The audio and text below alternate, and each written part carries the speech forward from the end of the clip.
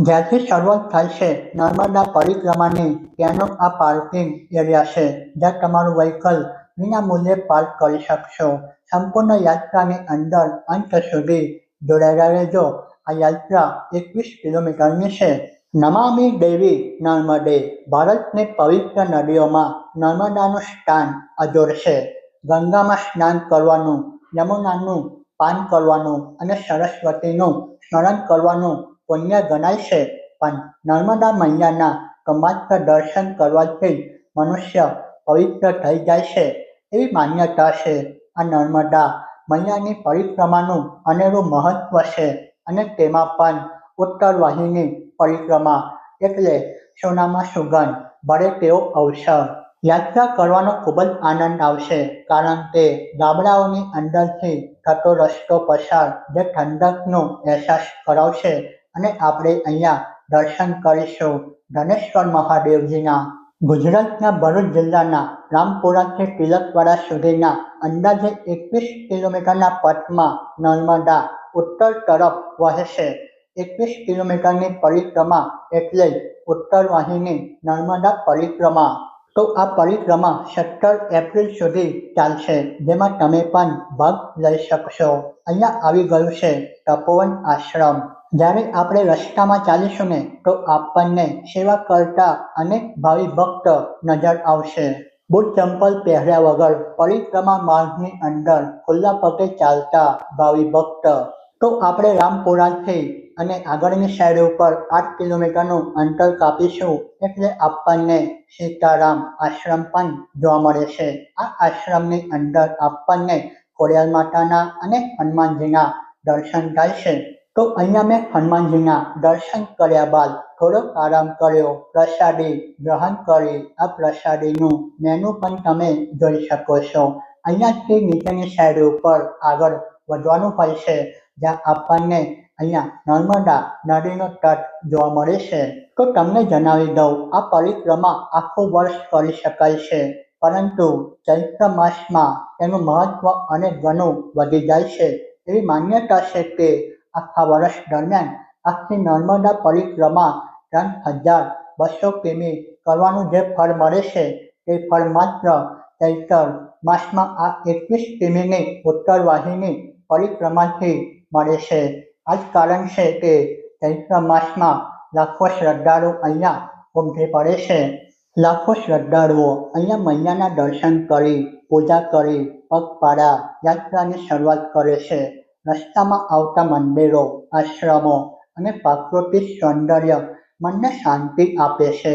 આ પવિત્ર માર્ગ પર ભક્તો માટે ઠેર ઠેર સેવાભાવી સંસ્થાઓ દ્વારા છાશ, શરબત અને ભોજનની વ્યવસ્થા કરવામાં આવે છે, જે ગુજરાતની લોક સંસ્કૃતિ અને સેવા ભાવના દર્શન કરાવે છે।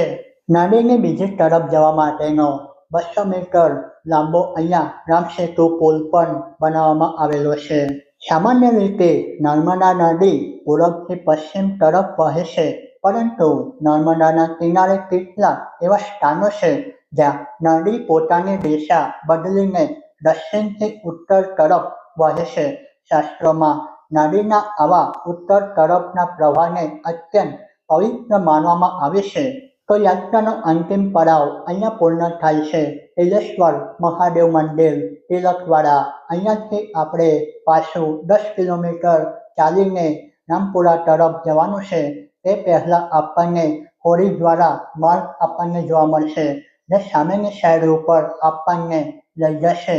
તો આપણે તિલેશ્વર મહાદેવ મંદિરની ઉપરની સાઈડ ઉપર આવીશું તો નીચેનું દ્રશ્ય કંઈક આપણને આ રીતનું જોવા મળશે। ઓમ નમઃ શિવાય દર્શન કર્યા બાદ આપણે જ્યારે પાછા ફરીશું તો આપણને કપિલેશ્વર મહાદેવજીનું મંદિર જોવા મળશે। વાસણ ગામનું નામ છે અને અહીંયાથી પાછળની સાઈડ ઉપર રસ્તો જાય છે, જે નદી તરફ આપણને 2 કિલોમીટર આગળની સાઈડ ઉપર ચાલશું ત્યાંથી આપણને બોટિંગ સુવિધાનો પણ લાભ જોવા મળશે। નર્મદા પરિક્રમા એ માત્ર શારીરિક કવાયત નથી, પણ તે આત્મા ખોજની યાત્રા છે। ચાલતી વખતે જ્યારે ભક્ત નર્મદે ફરનો નાદ કરે છે ત્યારે તેના અહંકારનો નાશ થાય છે અને પ્રકૃતિ સાથેનો નાતો જોડાય છે. નર્મદા એ માત્ર પાણીનો પ્રવાહ નથી, તે ગુજરાતની જીવાદોરી છે અને આપણી સંસ્કૃતિનો જીવંત વારસો છે. અતિ સુંદર દ્રશ્ય જે આપણી આંખો સમક્ષ રજૂઆત થઈ રહ્યું છે. એક તરફ પરિક્રમા માર્ગ બનેલો છે, બીજી તરફ નર્મદા નદીનો વહાવ છે અને સામેની સાઈડ ઉપર આપણને પર્વતમાળા પણ દેખાઈ રહી છે. નદીના કિનારા ઉપર આ રીતની ફેન્સિંગ મારેલી આપણને જોવા મળશે, કારણ કે નદીમાં સ્નાન કરવા આપણને નહીં દે, કારણ કે મગરોનો પણ વસવાટ છે. નંદી ઘાટ ઉપર આવ્યા પછી તમને અહીંયા ઘણી બધી શિવલિંગ મૂકેલી જોવા મળશે અને નંદીજીના દર્શન થશે. તો આ રીતનો ડોમ પણ બનેલો આપણને જોવા મળશે, જેની અંદર ખુરશી અને પંખાની પણ વ્યવસ્થા થઈ છે અને અહીંયાથી આપણે 50 રૂપિયાની ટિકિટ લેવાની છે અને બોટિંગ સુવિધાનો અવસર પ્રાપ્ત કરવાનો છે.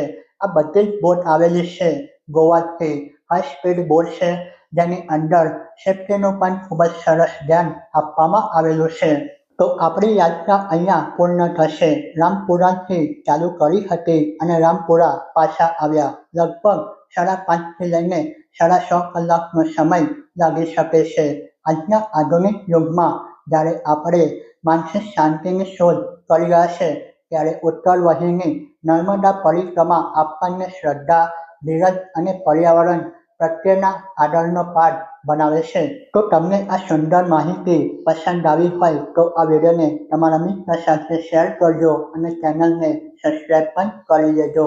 તે પણ અહીંયા આવીને નર્મદા પરિક્રમાની અંદર લાભ લઈ શકે. નેક્સ્ટ વિડીયોની અંદર આપણે ફરી મળીશું. હર હર નર્મદે.